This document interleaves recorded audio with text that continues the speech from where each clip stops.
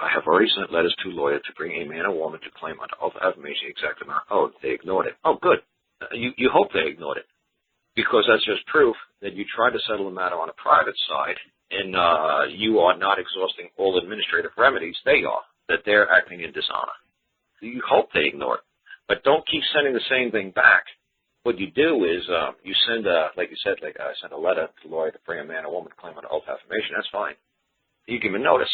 You say, I will be more than glad to continue with this communication if you are going to bring a man or woman forward who will verify in open court under oath of affirmation a true bill of the amount due.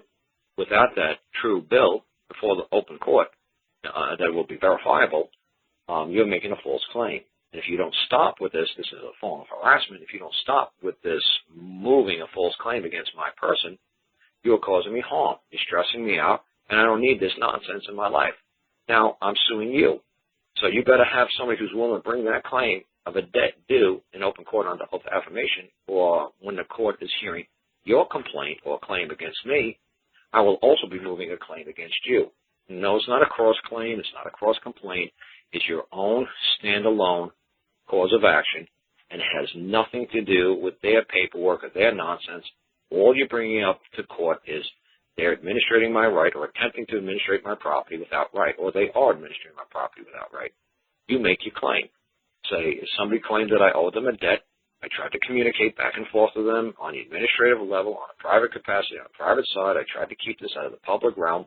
These people are forcing me, because they won't leave me alone, to bring this matter before the public in a public venue, and wasting my resources and the public's resources on something that could have been resolved on a private side. You could say I tendered them an offer, and they refused to accept the payment. And the judges all know whoever makes the proposal of a payment and the other side refuses the proposal of the payment dishonors the debt, and the debt is no longer due. So every judge knows that basic simple rule that goes back thousands of years. If you sent them an offer or proposal, say, look, I'll be glad to settle this debt with you. Please accept the fact that I'm low in funds right now, and the best I could do right now is $5 a day. If they refuse to answer, they only basically have 3 days in which they could, but give them 14 days. If they refuse to answer, because the IRS gives you 3 days, and then within 10 days, the IRS seizes all of your bank accounts and liens up everything you got, or send you a notice of lien, and they send you a notice of deficiency. So the IRS moves like lightning. They do it in 10 days. Give these guys 10 days, 14 days to reply.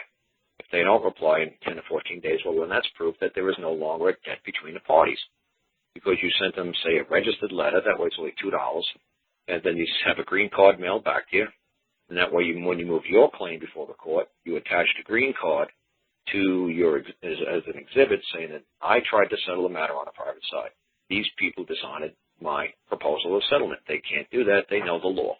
And since they know the law, ignorance of the law is no excuse, I move this court to let the record reflect that there is no debt now outstanding between the parties. That's one way. Let me say, how do you answer when the court compels you to answer discovery? What court? If it's your court, you set the rules, and nobody can order you to do anything in your court. Obviously, you're not moving in common law. Obviously, you're moving under somebody else's case number. Obviously, you haven't established your own case and created your own claim and filed your claim in a court that is competent to seat a jury. So that's the only thing I could think of here is how do you answer when a court compels you to answer discovery? You could always do like, the Gambinos, John Gotti guys did, is plead the fifth. Let me see what else it says here. I already sent letters to lawyers to bring forward. Okay. I tried that a few years ago. I sent them tender of payment. They sued me. They won in court. Of course they won in court. Oh, man, in Alaska. I see that. Yeah, that's the man who's saying that the attorney's trying to bring a foreign judgment now into Alaska. Oh, yeah, they can bring a foreign judgment against you. That judgment is, oh, yeah, that's a perfectly legitimate. Anytime you have a foreign judgment, oh, yeah, that foreign judgment could chase you any place where common law is competent to hear it. So they could drag you to England. They could drag you over to Australia. Oh, yeah, they could chase you around with a foreign judgment. Absolutely. Just like your marriage is going to be recognized no matter what country you go to, basically that has a common law jurisdiction. Yeah, I remember talking to you a while back. He's trying to collect. Yeah, all you have to do is simple. I explained this a million times. Who taught me this? I'm trying to remember which show that I listened to years ago that you folks can go back and listen to and just say, oh, that's not Karl's crazy belief, that's somebody else's. It's true. Because you folks all know UCC. You guys all know negotiable instruments. It's UCC 3, 501, 503, and 507. Everybody knows that. Everybody knows it's a ping pong match. Everybody knows whoever drops the hot potato loses. So you send him a proposal that you're willing to settle a debt. Throw it out there. You know, people say, oh, no, don't ever recognize that you owe it back. If you want to play the debt game, it's really simple, and especially in this nation. And maybe in other countries it won't work. But in this nation, if you make it to a commercial entity, if you make it to a fiction, not to another man, and another man, you just basically have to say, please forgive me, and he basically has to do it. But in this country, with a corporation, you can play the old trump card and say corporations were created to cause no harm to man. If a corporation causes harm to man, I could claim that they cease to exist, and I could say that they must cease and desist immediately, anything that's causing me harm. And they have to abide by my wish, order, and demand. As a man, they cannot cause me harm. So right now, you're still on a two-dimensional playing field, which is fine. Stay two-dimensional. Stay a person. Stay a corporation. Stay in, in the financial world, dealing on paper and pen. That's fine, because that won't destroy your credit. Yeah, who's this? Hey, this is the Alaska guy. Hey, my wife was talking to me while you were answering that part about the courts, and I followed your. I got the emails from you about sending the letters, to what man or woman would they bring into court under oath or affirmation. And like I said, they just ignored it, and then they filed motions to compel and motions for sanctions against me. And, okay. So what you would have to do then is you would have to open up your own case, and you could say there is an entity causing me harm and making a false claim against my good name and my person, and I am making a claim now in a court of record, and I want to have this matter heard. You must answer me within 21 days, or I'm going to move the court for a default judgment against you. And is that in the federal common law court, or? That's just because normal local district court. Because you said he moved the foreign judgment to a local court, right? Local district court in Alaska. No, not federal or state court. State court.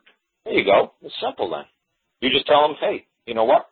I believe this man is, because see, that's what's bad. It's hard for me to tell you people this stuff because basically I'm telling you this bald-faced lie. But when you're doing it to a two-dimensional entity, you know what? They ain't got no vocal cords and they can't say he's bullshit. So you could basically just run over two-dimensional worlds like a freight train. But the only thing bad about that is, like I say to people, look, I showed somebody how to run over two-dimensional. I showed him how to run over Rent-A-Center like a freight train. So when he ran over Rent-A-Center like a freight train, Mr. not Rodenizer, what was his name? Hostetter. I told him, Mr. Best, he's dead now, though. Mr. Senior is dead. But they came to me one day, and they said to me, Rent-A-Center says I owe $300 for the sofa, and I've had hard times here. He's a hill. You've seen a video of where I live. He lives down at the bottom of the hill. He's got like a little junkyard down at the bottom of the valley. So he says to me, times are hard right now, and I can't pay for my sofa. And they have a warrant and debt out here against me, and they're going to come and they're going to seize the property out of my home. Should I just give it back to Rent-A-Center, or should I wait for the warrant and debt to be executed and the writ of attachment be attached to that warrant and debt? I said, well, why don't you just pay the damn thing off and just keep your sofa? He said, do you want to keep your sofa? He said, well, yeah, absolutely. He said, do you want to keep your credit rating good with Rent-A-Center and everybody else in the world? He said, well, yeah, absolutely. I said, well, pay the damn thing off. I said, how much do you owe? He said, $300. I said, how much can you come up with? He says, well, about $1. I said, can you come up with $1 a day, like $30 a month? He was like, well, yeah. I said, how much do you owe him now? He said, $50 a month. I said, they'll gladly accept $30 or $50. He's like, oh, no, I went down there and I tried to talk to them, and they basically told me, F off. Give me the damn money. We're going to come there and drag the sofa out with you kicking and screaming. I said, really? I said, did you bring anybody with you? He's like, no. I said, to the Mr. Best Senior, I said, would you have a problem going to Rent-A-Center with this man and watching him do this? Because he's going to need a competent witness to testify in court under oath of affirmation. I said, it's better than having a third-party impartial witness. I said, so if you see anybody else standing around the counter, try to see if you can catch somebody standing around the counter that you really don't know. And then after you say it, what you say, see if you can catch the guy's name and number. See if you say, oh, yes, start a conversation with the guy. Say, oh, yeah, I went to school with your sister. Oh, yeah, I know who you are. And there you go. That way you're getting a third-party impartial witness all set up. I said, do you think you guys can handle that? He's like, well, yeah, sure. I said, now go down there and make them a proposal. He said, well, they're just going to tell me F off again. I said, good. Now you got the witness. Now you got your partial witness. And you're going to clobber him in court. So he said, okay. He went down there, and I didn't hear nothing from this guy for like a month. So me and my sister, I was driving my sister down the road in her car before she got to Iraq. And they waved me down, the two old men. You know, the guy has a really long white ZZ Top beard. But anyway, he hands me a watermelon. I said, what's this for? He said, I won. I said, what do you mean you won? He said, well, we went to court. And I said, this judge is very good. I said, even though it's a small county, this judge is incredibly competent. I said, you will win. So he said, I did win. I said, yeah, I really don't like the judge, but I said, he knows law. I said, he knows both sides of the law. He knows common law, and he knows statutes. He's really good. So I said, what happened in court? He says, well, when we went to court, he says, Rent-A-Center stated the claim, and he said everybody else was getting trashed by Rent-A-Center all day long. He says, I said, there was a little redheaded lady lawyer for them? She said, yeah. He said, yeah, I've seen her. She's mean, man. She'll take a teething ring from a baby. She has no mercy. I said, yeah, good. I said, because I knew you'd beat somebody like her. She showed up because she has no mercy. So I said, so what happened? She said, well, then it was my turn to go. And I said to the judge, well, I went down to Rent-A-Center, and I offered them $30. And they told me they wanted all damn $50, or they told me they would come get a warrant of debt and a writ attachment and drag the sofa out of the house. So I told them the best I could do was $30. And it's like, well, who's standing here next to you? It's like, well, I went down there next to him to witness that he did make that offer. So the judge said to the lady in the red, the attorney, she said, so this man went down there and said $30. So what do you say? You accept the man's $30 payment? She said, nope. The contract says $50.14. We won't take one damn time less than $50.14. He said, the judge said, case dismissed. And then he's like, what? So I hope you enjoy the sofa. Have a nice day.